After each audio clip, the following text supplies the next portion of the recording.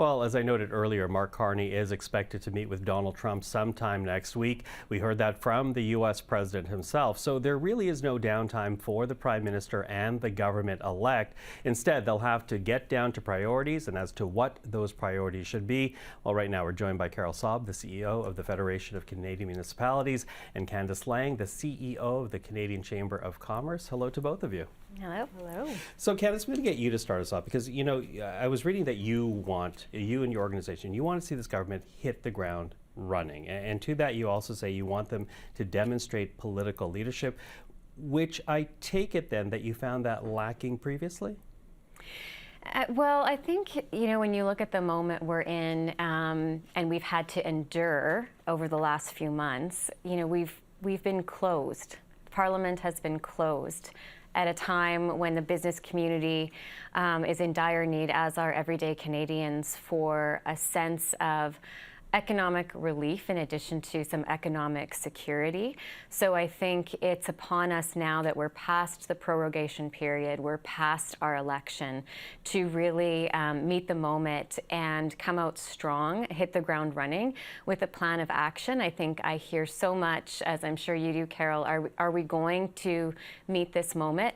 Or are we going to now kind of fall back into an old familiar stance, which for us as Canadians might be, you know, some complacency or not being as bold or keeping that fire lit under ourselves that I think the current external threats really facilitated. So what does that look like? A clear plan released now with long-term commitments? How would you define this? Well, I mean, I think for anyone coming out of the election and forming government now, this is a tall order unlike really any I think I've ever seen.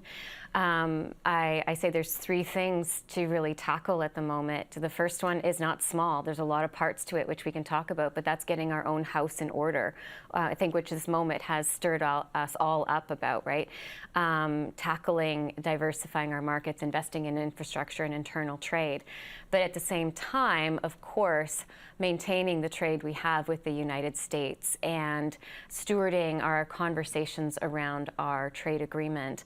But then, globally, we have many important conversations to lead in the next upcoming weeks, not only with the G7 in June, but in 2 weeks, we have right here in Ottawa, the B7, the Business Group of Seven meeting, and our theme is economic security and resilience, and we have hefty topics, including what's the future of global trade, and hopefully maintaining the multilateral collaboration we need to maintain a predictable but newly maybe reformed set of like a rules-based system. Yeah, it's interesting you say predictable, and I turn to you right now, Carol, because I would assume predictability is something municipalities want right now too, because fair to say there's a question mark as to where the municipalities lie in this discussion.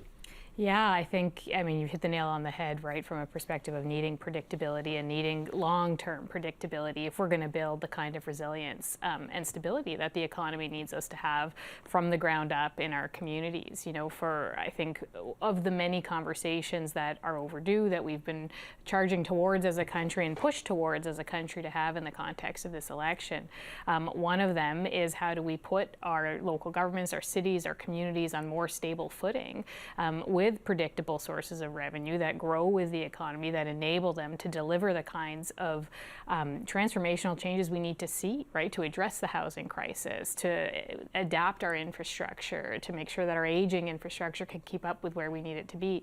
And so in the context of a Prime Minister who's focused on the economy, who's focused on repatriating and strengthening our economy, on making it more resilient, all of which objectives we endorse and are aligned on, really we're looking for a conversation about how to do that as a partner order of government with the provinces and territories, with the federal government, to say we need to have a serious conversation about aligning our resources as a country with the objectives we're trying to deliver collectively and getting our act together collectively and doing that on behalf of Canadians who really need the help quickly. I'm wondering how open provincial and federal officials are to that, though, because ultimately municipalities are creatures of the province. They're not creatures of the federal government, and the answer answerability, the line of accountability goes provincially. Yeah. How open are they for municipalities to actually have a seat at the table? Because there's also a lot of municipalities that would need a seat at that table.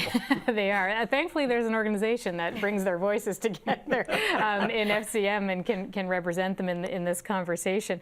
I will say, we seem to get better at learning how to do this in moments of crisis or real need, right? The pandemic was one where we saw firsthand, and arguably it maybe took us too long collectively to get there, but we saw firsthand that there are many perfectly constitutional ways to work together more deliberately to make sure that funding is hitting the ground tangibly where it needs to, and to build those, make sure the resources are where they need to get to in order to make things work as well as they need to work. And we're now facing a different looking crisis, but one very, very serious as well. And so I think there is an openness, and we're hearing it. We've been very engaged with the Council of the Federation and its chair, Premier Ford, in conversations around the context of the U.S. tariffs talk, but also in that context, how do we solidify our economies at home? How do we do that community by community, and in so doing, build the strength of the country up? And so I think there is an appetite. Whether or not we've been pushed to have one or not, we can talk about another time, but I do think it's there. And really, I honestly believe the conversation is inevitable. And so it behooves us, as we're looking at taking other proactive measures, taking down interprovincial trade barriers, which we've been pushing for as well, looking at trade enabling infrastructure. We also need to have this conversation about how do we fund growth? How do we fund the priorities that we need to deliver so that Canadians can enjoy both a better quality of life, but also a strong and stable economy? Mm-hmm. Candace, I wonder, because you're both listing a number of priorities for a government that has just been elected Monday. Things are moving quickly. Are you worried that they might pick and choose rather than deploying on multiple fronts in this moment in time? Well, I think what gives me some hope in this moment, based on the number of seats we saw won by both the Liberals and Conservatives, that's a strong signal and message from Canadians that the economy is a priority, and that bolstering our resilience on the home front is something we're ready to tackle. And that's really exciting, because I think we probably have shared priorities, and from the business community, many of these aspects we've been advocating for so long, but it didn't seem like they were the priority. And so now it's an exciting time to tackle some of those. And I think what I hope to see, there's, as I said, there's from local to the global scene, there's a lot of fronts to manage right now. That's why I said it's not going to be easy. But I think one of the things that I'm hopeful to see, we kind of have the pedal to the metal on, is internal trade barriers. Because to my point earlier, I think that keeps the momentum going. It keeps Canadians engaged, because we've lived with this for so long. We've been tackling it, some say, for 4 decades. I'd say for 150 years. Because it's really about the maturity of our nation, of doing business with one another. And whether you're a Main Street business in any city or on Bay Street, commerce is about connection. It's about opening your doors to your neighbors. It's about relationships. Business has relationships. So you think about Canada and you think about, oh my goodness, I can make the economic case and the impact on our GDP and the size of the economy, or the percentage that this equates to as an internal tariff.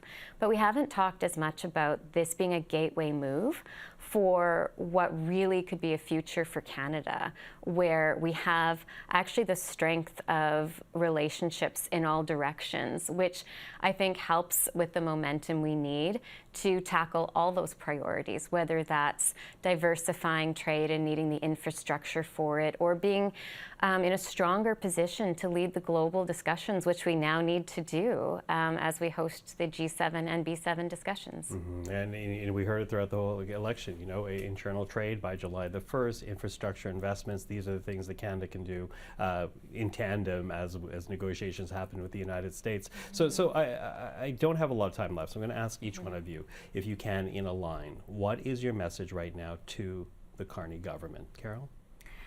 I would say that municipalities are a critical and ready partner order of government, and that the only credible conversation about how to repatriate and strengthen and make more resilient our economy is one that gets to the root of how governments across the country work together, and that includes local governments, and we're ready to support and partner in that conversation. Candace?